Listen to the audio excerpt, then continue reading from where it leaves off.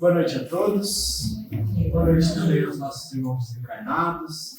Então nós vamos dar início aos nossos estudos. E alguém vem pela primeira vez? Todos de casa, então, né?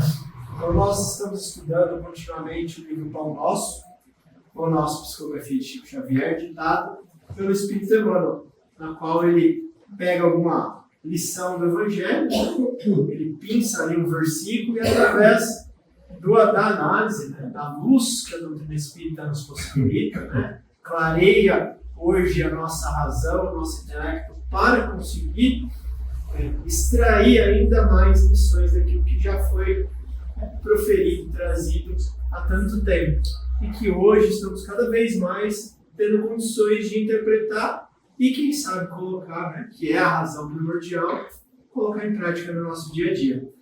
Então nós estamos indo aí capítulo a capítulo, os demais, né, que a gente não fez aqui presencialmente, então estão no nosso canal do YouTube do Centro Espírita Irmã Anastácia.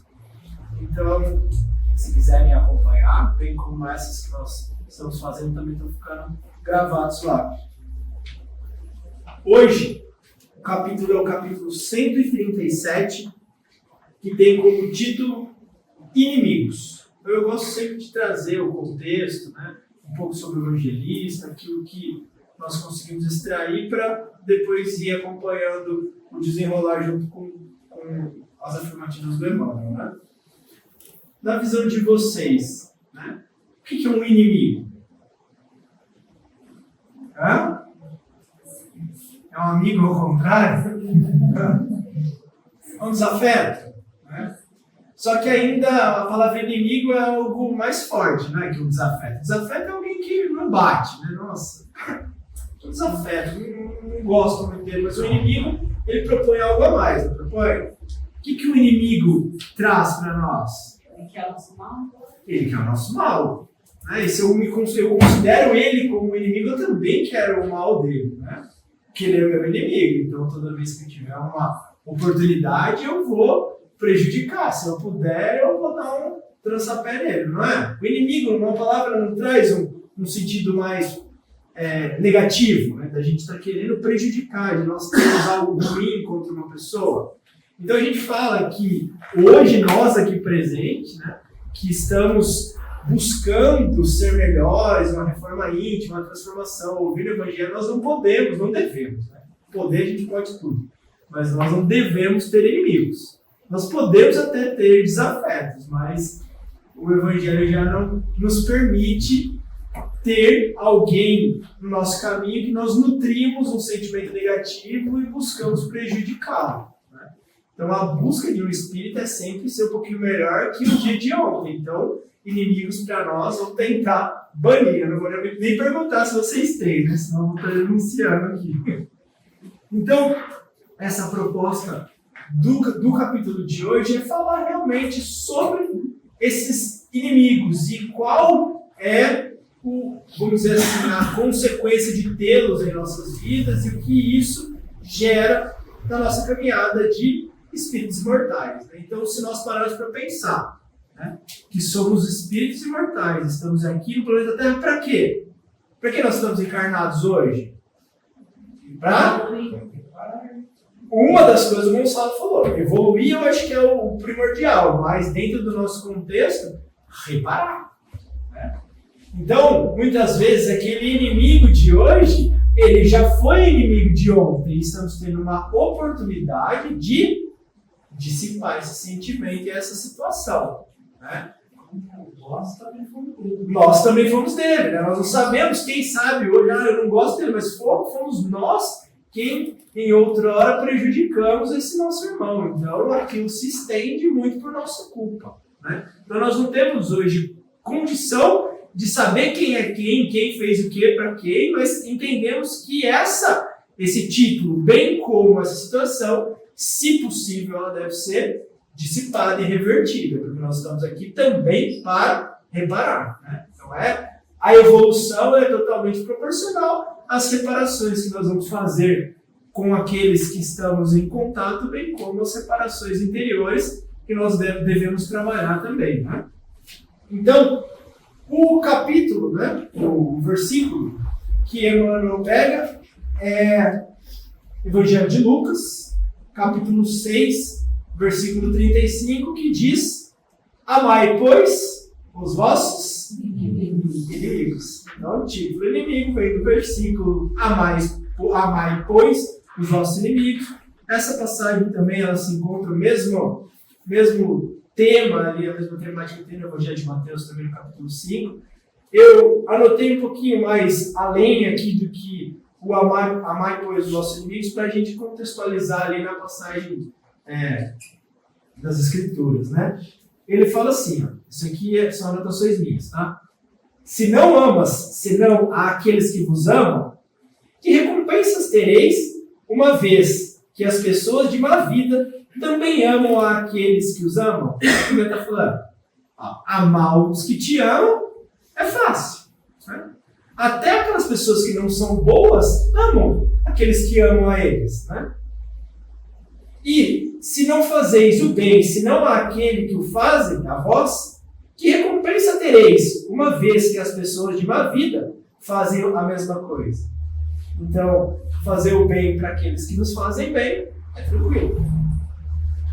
Se não emprestais, senão àquele de quem esperais receber a mesma graça, que recompensas tereis com isso, uma vez que as pessoas de má vida se emprestam mutuamente para receber a mesma vantagem? Então, nossa, meu amigo está precisando de dinheiro. Eu sei que ele tem dinheiro e ele está apertado. Então, na hora que ele receber, ele me paga. Na hora que eu precisar, eu pago ele. Estou fazendo caridade? É uma caridade de coração, que eu me compadeci com o sofrimento do meu irmão e eu estou querendo ajudar? Não, eu sei que a hora que apertar, ele também vai me ajudar. Então, fazer uma troca, né? Então, o intuito é ajudá-lo ou é trocar?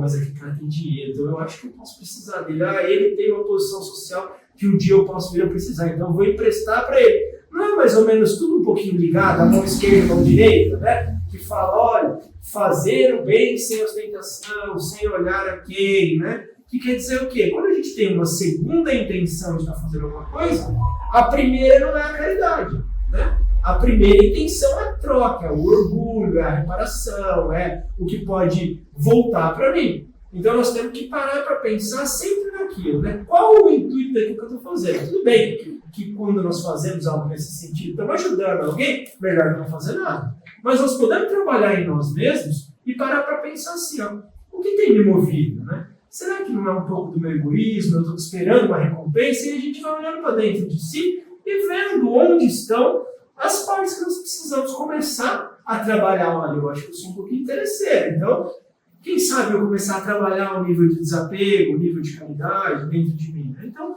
é cada um realmente olhar para dentro de si e ver quais são as minhas verdadeiras intenções, né?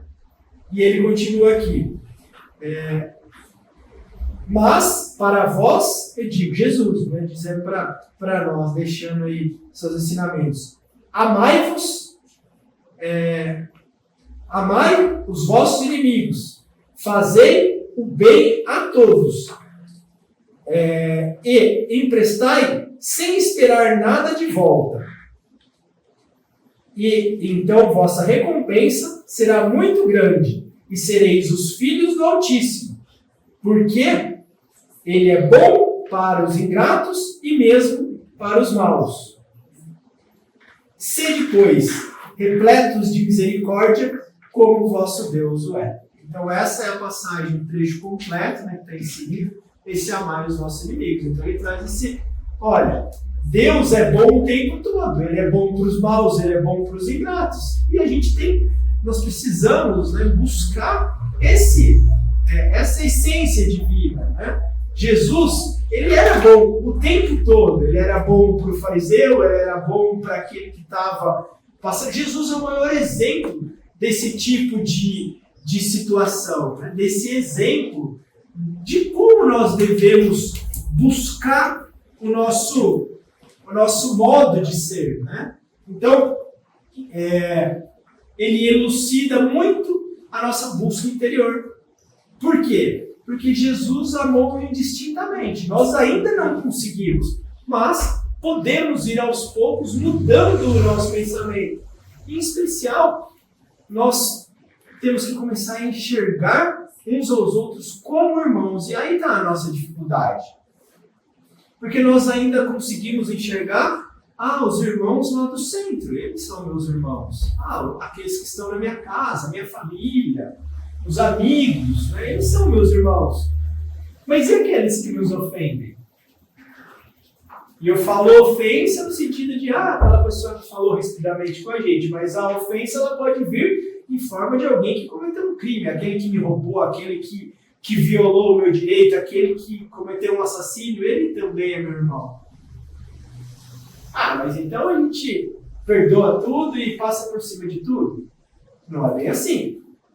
Existem leis, assim como existem leis civis, né, leis aqui da terra, né, existem leis divinas. E aquele que transgride essas leis, eles vão ser... existe uma necessidade de reparação e vão ser castigados, que na verdade não é castigo, é consequência. Porém, nós não devemos ser os algozes. Não está nas nossas mãos, né, sermos os responsáveis por puni-los. Então, esse entendimento, nós precisamos começar a trabalhar dentro de nós. Mesmo aqueles que estão cometendo as maiores atrocidades aos nossos olhos, nós precisamos enxergá-los como irmãos doentes. Eles são doentes do Espírito. Eles precisam de auxílio. A gente não vai lá e vem aqui, meu irmão, me abraça. Mas nós vamos entender que aquele irmão ele precisa de um tratamento porque ele está no caminho da ignorância no qual ele precisa se recompor e se redimir e transformar a caminhada deles. E não vai ser nós que vamos fazer a justiça. Ou pelo menos que nós não pioremos aquela situação. E é em cima disso que vai tratar esse capítulo de hoje. Qual é a nossa forma de enxergar os inimigos, os desafetos, aqueles que não compartilham em comum de uma caminhada comum ou da mesma caminhada que nós buscamos hoje para nós. Então, Emmanuel se inicia dizendo assim, a afirmativa do Mestre, por que a afirmativa de Jesus? Existem algumas falas de Jesus que são meio que um imperativo. Jesus mandava, né? No sentido de, olha, é aqui que vocês devem fazer. Ele fala, amai os vossos inimigos. Ele não fala, talvez vocês amem os inimigos. Ele fala, gente, vocês precisam amar os vossos inimigos. É um chamamento mais firme, né? De coisas que são, vamos dizer assim, importantíssimas diante da lei de Deus. Né? Amai os vossos inimigos. Essa afirmativa do Mestre Divino merece meditação em toda parte. Nós precisamos conversar sobre, pensar, discutir, fazer parte dos nossos estudos, das nossas palestras. Uma curiosidade, Emmanuel, esse versículo de amai os vossos inimigos é o versículo mais comentado por Emmanuel de todos os escritos dele. É o capítulo ali que ele mais bate em cima, só para ver o tamanho da importância desse capítulo para nós. Mesmo Jesus, o quanto ele falou disso, olha, amar os nossos inimigos, né? Perdão das ofensas, falando a respeito da necessidade de nos acertarmos com o nosso adversário enquanto ele caminha com a gente. Né? Melhor é vocês irem lá e se reconciliarem com os vossos adversários do que vocês irem lá em frente ao altar e depositar as suas oferendas. Né? Antes, vá e se reconcilie com o seu irmão, que isso é muito mais desejável a Deus do que ir lá e fazer uma doação, do que ir lá e fazer uma caridade material. Né? Naturalmente, que a recomendação quanto ao amor aos inimigos pede análise especial. Por que nós precisamos parar e pensar na questão? Olha, amar inimigo necessita de um certo cuidado de interpretação. O que vocês acham? Nós conseguimos amar um inimigo como nós amamos um amigo? Não. Por que não? Por que a gente não consegue? Porque é impossível. Fisicamente, naturalmente, não é possível você amar da mesma forma alguém que você gosta de alguém que você não gosta. Não existem forças de atração e repulsão. Forças físicas. Né? Se a gente comprime um polo negativo com um polo positivo, um repele o outro, não existe isso. Forças. No mundo tudo é atração, não é energia. existem energias que batem, existem energias que se repelem. Por quê? Porque não são semelhantes. A gente fala, né, os opostos se atraem. Isso é uma teoria lúdica, porque na realidade física os opostos eles se repelem. Os semelhantes se atraem. E aqui não tem como gostar de um amigo da mesma forma, amar um amigo da mesma forma que ama seu inimigo na nossa condição. Na nossa condição. Por que na nossa condição não? Porque nós confundimos esse amor com o bem-querer, com o gostar, né? Com um amor com necessidades de demonstrações de carinho, de afeto. E o amor que ele propõe aqui não é um amor esse mesmo que nós temos com aquele que nós temos afinidade. Muito menos um amor de relacionamento, de relação, e vem cá também. É um amor de espíritos, de fazer o melhor que nós podemos por aquele irmão. E o fazer o melhor que nós podemos não quer dizer que nós precisamos ficar com relação com o nosso inimigo. Nós vamos ficar abraçados com o nosso inimigo, nós vamos chamar o nosso inimigo para tomar um café da tarde. Vem aqui, meu inimigo, senta aqui comigo, vamos bater um papão aqui, ver como que nós... Não. Ele está falando, fazer o melhor que eu posso hoje para aquele meu irmão, em virtude ou modulado pelas situações. Olha, qual que é o grau que eu posso me aproximar dele sem me colocar em risco, ou sem que isso gere algum conflito, algum confronto. Porque o Evangelho também nos ensina a não colocar o pescoço na faca do assaltante. Então, se é uma pessoa que está te prejudicando, você não vai ficar lá exposto para ele ir lá e te prejudicar um pouco mais. Mas existem algumas situações que devem ser, né, trabalhadas ante aqueles que não batem muito com a gente. Né? Como você fala, Hélio, esse amar, ele diz, é ser fraterno. Né? O que é ser fraterno? Vê-lo como um irmão, mas um irmão que tem as particularidades que ele tem. Um irmão que muitas vezes não vai dar para ficar ao meu lado. Mas eu tenho que ter essa atitude, né, amorosa para com ele. Como amorosa? Ficar adulando ele? Não. Amorosa é não querer o mal dele, não prejudicá-lo, não querer se vingar se ele quiser me prejudicar. Se houver a possibilidade de uma aproximação, quem sabe a gente permita dentro dos limites que não sejam perigosos para nós e nem para o outro. Então são algumas atitudes que resumem-se em não pagar o mal com o mal. É sempre pagar o mal com o bem, porque o grande prejuízo que nós recebemos não é se nós formos agredidos e ofendidos. Porque aquele que é ofendido ou agredido nas coisas da terra faz parte. Quem sabe isso não era algo que nós precisávamos passar? Quem sabe essa crítica, essa contravenção aí não seja algo que eu estou redimindo de vidas passadas. Mas o grande prejuízo para nós vai trazer consequências é se nós formos os agressores. Então nós não devemos ter inimigos, mas dentro do mundo que nós vivemos hoje, nós temos grandes possibilidades de sermos inimigos de alguém. Mas cabe o quê? Nós, né, fazermos a nossa parte. Agora a parte do outro, nós não temos controle sobre o outro. Nós estamos aqui, né, buscando a luz do Evangelho, então nós devemos caminhar segundo aquilo que Jesus está propondo. Ele propõe para nós esse perdão, né, esse amor mesmo àqueles que nos ofendem, nos caluniam, nos fazem mal. A multidão em geral não traduz o verbo amar senão pelas atividades cariciosas. Né? A grande maioria pensa no amor, né, como uma troca, né, de carícias, de palavras, de gestos, sentimentos. Né? Mas não é esse amor que está sendo trabalhado aqui. Né?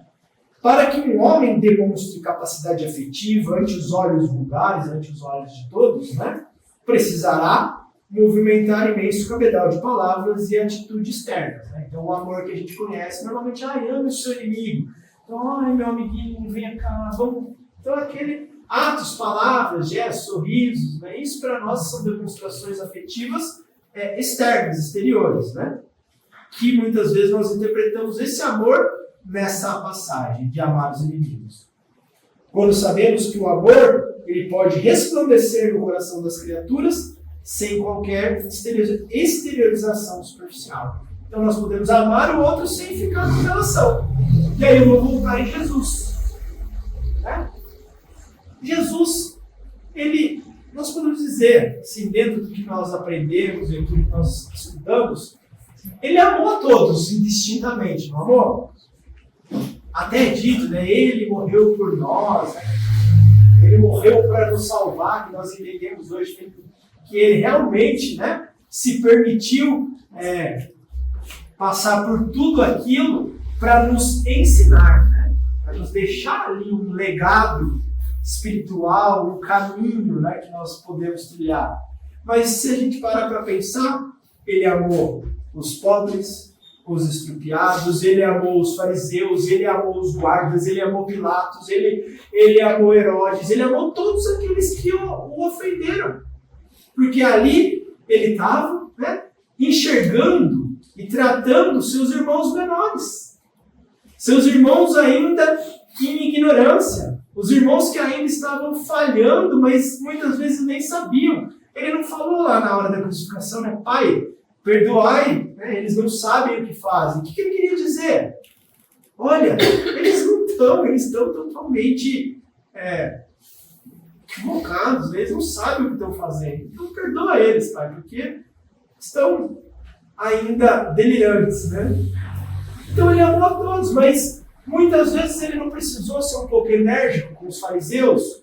Ele amava aqueles irmãos, mas ele sabia que para desenvolvê-los ele precisava dar uma lição ali para eles. Ele precisava ser firme. Jesus não passou a mão no chicote e saiu batendo em todo mundo, né, como alguns acreditam. Jesus era firme. Jesus tinha que muitas vezes colocar certos limites, dar certas lições, mas sempre legando àqueles irmãos que estavam em volta dele as orientações necessárias, né, os estímulos necessários a eles transformarem suas vidas. Então ele amou a todos, mas ele conseguia, num ciclo mais próximo ali dos seus discípulos, dos seus apóstolos, ter relações um pouco mais pessoais, né? Nós vemos que ele tinha grande sentimento ali por Pedro, ele chamava João de seu discípulo amado. Então ele podia também ter essas trocas mais ternas junto àqueles mais próximos, mas ele amava a todos, ele cuidava de todos e o seu amor muitas vezes era traduzido em ensinamentos, em lições, em outras coisas que não esse tipo de comportamento como nós entendemos o amor. Porque o Pai nos confira, porque o Pai nos confira experiências laboriosas e rudes na Terra ou em outros mundos, não lhe podemos atribuir qualquer negação do amor. Então Deus, por exemplo, nos coloca, né, aqui passando por mais uma experiência reencarnatória, onde nós temos um entendimento que não é fácil estar encarnados, porque nós passaremos por dificuldades, todos passam, e por grandes dificuldades muitas pessoas passam, né? Mas aí nós podemos virar e falar, Deus, por que está fazendo isso com a gente? Por que me coloca numa situação dessa, Deus? O que vocês acham disso? Porque nós precisamos. Porque é aquilo que é necessário para o meu desenvolvimento, em virtude daquilo que eu fiz, daquilo que eu preciso passar. Às vezes, nesse aprendizado pela dor, Deus vislumbra muito mais crescimento e futuro para nós e nos concede oportunidades de aprendizado, mas para nós esse momento é visto como um sofrimento. Às vezes, uma pessoa que te ama muito, um pai, ele precisa ir lá e te dar uma apreensão, uma lição de moral, precisa te privar de alguma coisa, por quê? Porque senão nos perderíamos. Então, muitas vezes, o ato de amor ele vem através de uma dura, né? de uma correção. Então, o amor ele não é só através de atitudes externas. Né? No terreno a que se reporta o amigo divino, é justo nos detenhamos em legítimas ponderações. Né? Então, nós precisamos ponderar, pensar o que é amar. Né? Às vezes eu posso estar sendo mais carinhoso possível com alguém e estar estragando aquela pessoa. Quantos pais não estragam os filhos por excesso de amor? Aquilo não é amor, né? Ai, meu filho, eu te amo tanto, eu vou te dar tudo. Você não precisa fazer nada, eu faço tudo por você porque eu te amo e eu não tive isso. e eu vou te dar tudo. Aí aquela pessoa ela desenvolve um senso totalmente distorcido da vida e se torna, quem sabe, uma pessoa preguiçosa, uma pessoa... Tantas coisas que a gente vê aí. Isso é amor? É amor para aquele pai, aquilo que ele sabe fazer. Mas será que é um amor verdadeiro? O que é amar? Né? Quais são as formas de amor? Né? Então nem sempre o amor é somente por estarmos ali fazendo o que o outro quer ouvir ou quer receber, ou que as pessoas vão gostar de presenciar. Nossa, como ele ama aquele filho. Quantos pais de antigamente, né, que eram mais duros que os de hoje, amavam seus filhos, mas os traziam ali na chincha, como diz. Né? Amavam os filhos, as mães, mas o chinelo comia solto, porque era o jeito que eles sabiam de educar e de colocar aquele filho num bom caminho. Precisa bater? Não sei, cada um acha o jeito que for conveniente dentro de casa, mas... né? Não podemos negar que amavam ou não amavam, né? Mas muitas vezes não é aquele amor que a gente fica melando o filho. Né? Onde há luta, há antagonismo, revelando a existência de circunstâncias com as quais não seria lícito concordar em ser tratado do bem comum. O que eu estou falando? O que é antagonismo? Sempre vai ter algo contrário, vai? Nós estamos aqui, ele falou onde a luta é o antagonismo. Então tem um indivíduo indo por um caminho, tem outro indo por outro. Tem alguém esbarrando em você, tem alguém te impedindo de chegar onde você quer. Nós estamos aqui ainda mais onde nós estamos inseridos, né? No planeta onde estamos um monte de seres imperfeitos aqui, nos relacionando e nos redimindo e acertando. Né? Então vai ter alguém ali sempre sendo uma pedra no nosso sapato, né? Então ele fala, revelando a existência de circunstâncias com as quais não seria lícito, não seria correto concordar em se tratando do bem comum. Então pode ser que muitas coisas do que algum irmão meu está fazendo, eu olhar, olha, isso não é bom. Mas eu quero ser uma boa pessoa, então eu tenho que deixar de fazer tudo.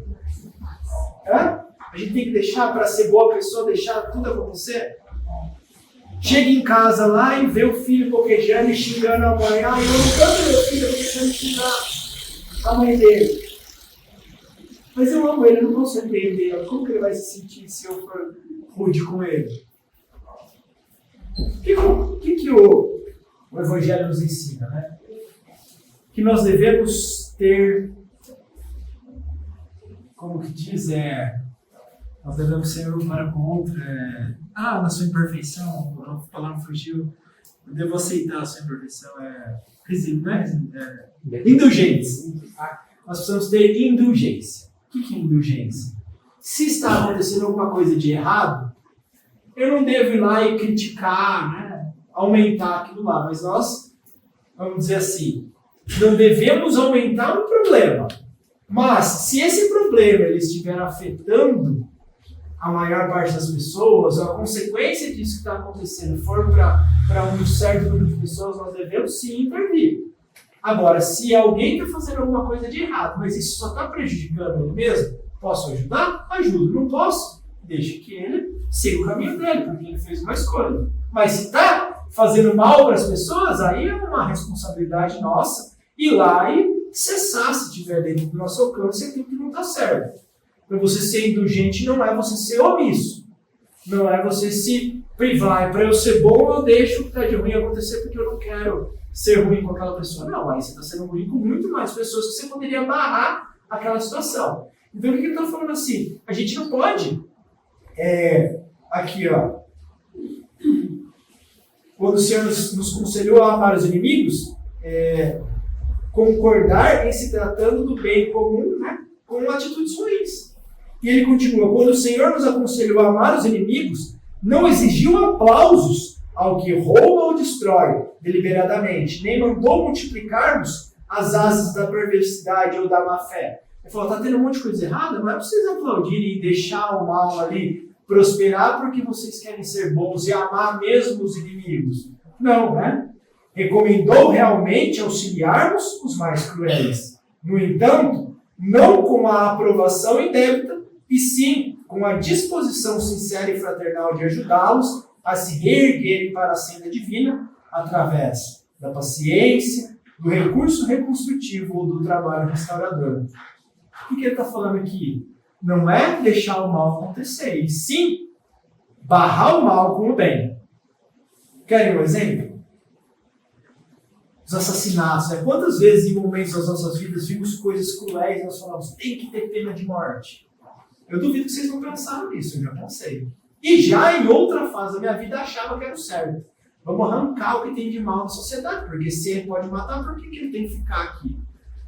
Só que hoje, a gente enxergando um irmão desse como um irmão doente, extremamente doente, qual deveria ser o nosso tipo de pensamento para o irmão? O irmão doente ele tem que ter o quê? Quem está doente precisa ser tratado. Tudo bem, esse irmão ele não tem condição de estar convivendo em sociedade, mas você não precisa pegar ele, jogar ele no calabouço e dar choque nele o dia inteiro para fazer ele pagar.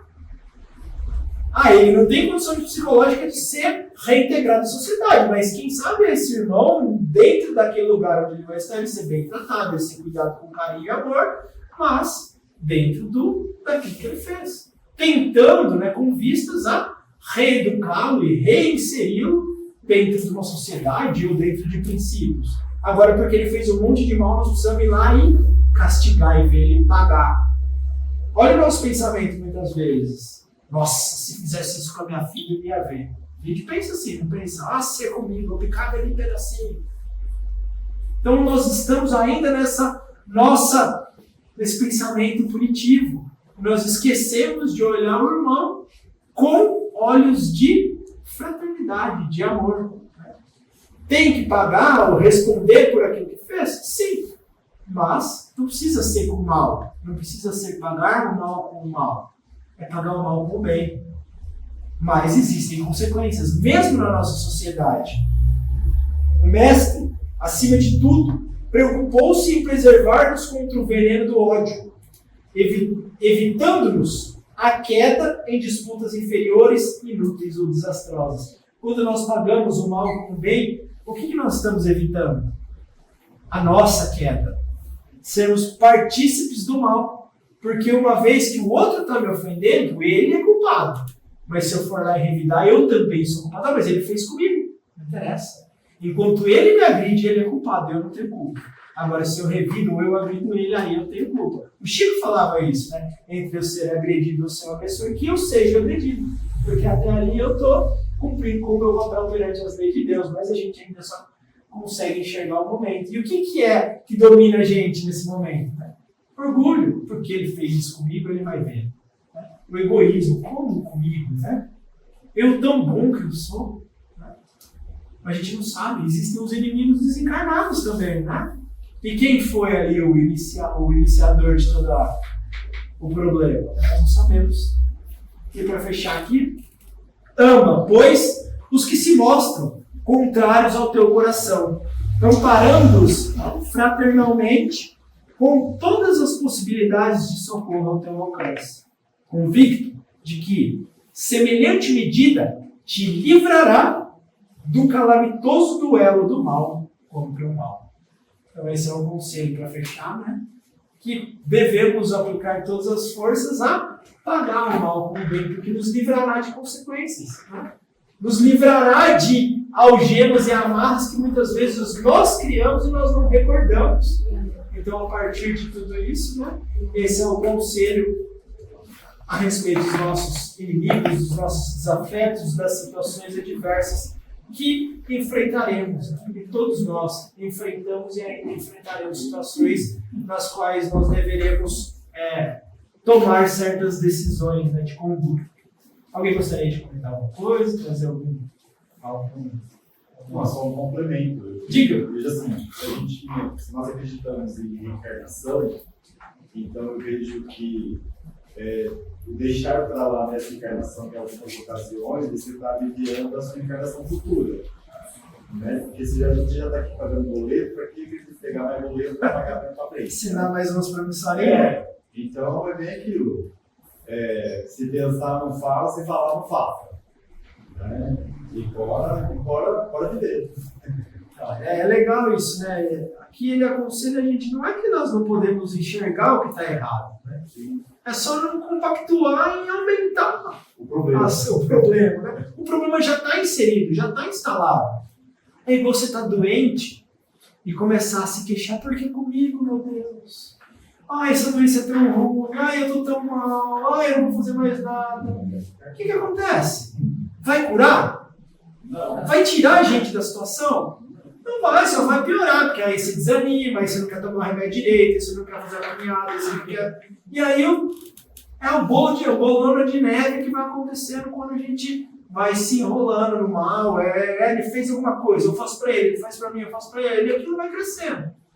Então a gente precisa realmente compreender esse princípio, né? Não é baixar o orgulho, a sabedoria, muitas vezes ela está no deixar ir, né? No deixar passar, abaixar o orgulho e quem sabe isso aí vai quebrar esse ciclo. Tá? Então nós vamos passar para o Evangelho.